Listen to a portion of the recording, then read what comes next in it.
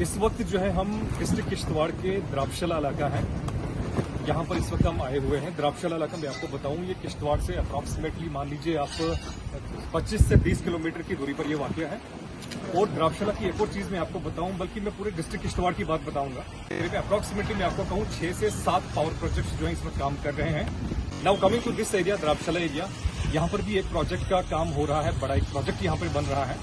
अब ये जो लोकल्स हैं यहाँ पे, जो रेजिडेंट हैं यहाँ पे, they are right to standing with me, जो मेरे साथ इस वक्त खड़े हुए हैं। इनका ये कहना है कि जो यहाँ पे काम हो रहा है, इनके जो हाउसेज हैं, जो स्ट्रक्चर्स हैं, जो शॉप्स हैं, उनको डैमेज हो रहा है।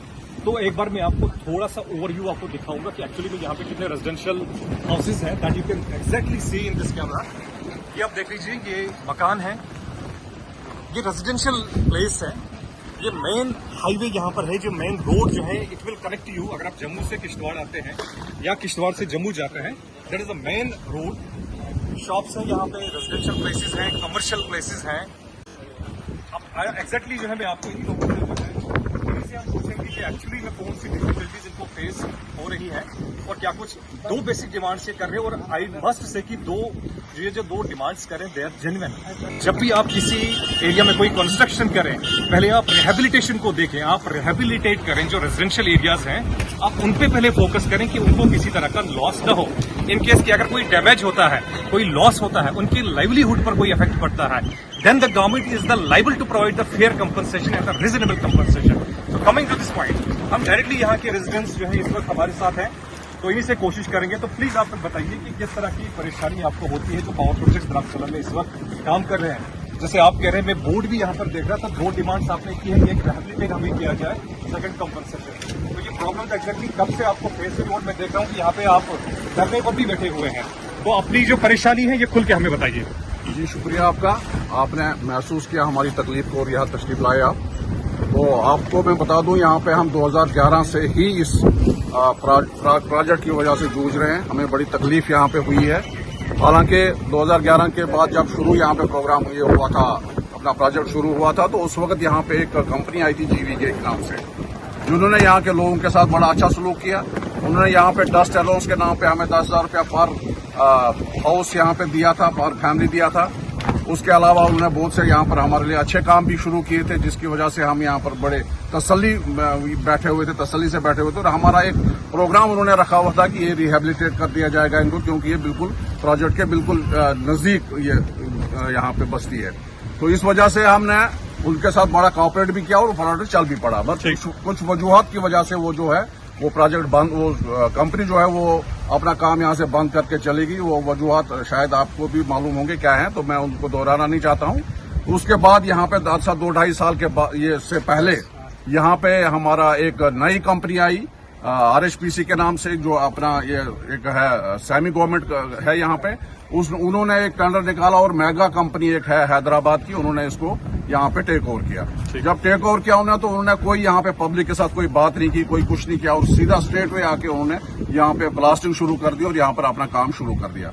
उस ब्लास्टिंग की वजह से यहाँ पे हमें इतना गर्दो गुबार यहाँ हुआ कि हमारे कैंसर पेशेंट बन गए, यहाँ पे हमारे चेस्ट पेशेंट यहाँ पे बन गए, हमारे बच्चे प्रॉब्लम में हैं, हमारे बूढ़े और जवान जितने भी हैं, फैमिलीज जितनी भी हैं, वो सारी सफर कर रही हैं।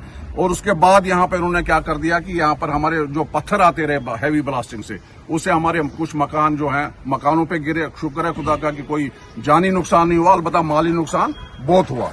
उसके अलावा यहाँ पे जब हमने यहाँ उनको इससे बात की, कि कोशिश की हमने कि भाई ये ब्लास्टिंग थोड़ा कंट्रोल ब्लास्टिंग करें, कुछ करें, मगर वो नहीं होता रहा। यहाँ पे उन्होंने अपनी मर्जी चलाते रहे और हम 2 साल से इनसे संपर्क में है और हम एडमिनिस्ट्रेशन से भी गुजारिश करते रहे कि हमें यहाँ से हटा दिया जाए, ताकि आपका प्रोजेक्ट जो है वो स्मूथली चले और उसके बाद हम वापस आ जाएं। मगर कोई सुनवाई नहीं है हमारी, कोई कुछ नहीं है। यहाँ के कुछ हमारी डिमांड्स 2 ही थी, हमने पहले रखी हुई थी जब हमने यहाँ पर अपना रजिस्ट्रेशन शुरू किया। हमें महीने से ज्यादा यहाँ पे हो गया है। बीच में हमने 2-3 दिन हमने जो काउंटिंग हो रही थी पार्लियामेंट एक्ट इनकी वोट्स की, उस वजह से हमने इसको होल्ड पे रखा हुआ था। हम दोबारा यहाँ पर आकर बैठ गए हैं, तो हम महीने से ज्यादा हमारा यहाँ पे हो गया। डीसी साहब भी यहाँ पर तशरीफ लाए थे, मगर उन्होंने भी हमें यहाँ पे कुछ ऐसा कोई आश्वासन नहीं दिया, जिससे हमें वहाँ परेशानी और बढ़ गई हमारी, और आपको हमारे साथ बात करने को भी यहाँ तैयार नहीं। आप प्लीज अपना नाम बताइए। जी, मेरा नाम अब्दुल कबीर भट्ट है, मैं द्राबशाला का रहने वाला हूँ। और मुझे यहाँ पर इस आंदोलन के लिए इन्होंने यहाँ के पब्लिक ने यहाँ पे चेयरमैन तैनात किया। तो ये आपने देखा, ये कबीर साहब हमारे साथ हैं, द्राक्षाला के ये रिहायशी हैं, जो इन्होंने बखूबी बताया कि पिछले 1 महीने से ये प्रोटेस्ट पर है। एंड प्लीज कंसीडर कि आप इनकी डिमांड्स देखिए क्या है। ये सिर्फ इतनी डिमांड कर रहे हैं कि हमें आप रिहेबिलिटेट कर दीजिए, आप यहाँ पे पावर प्रोजेक्ट्स आपने कंस्ट्रक्ट करना है, आप कीजिए। आपने रेवेन्यू कलेक्ट करना है, आप रेवेन्यू कलेक्ट कीजिए।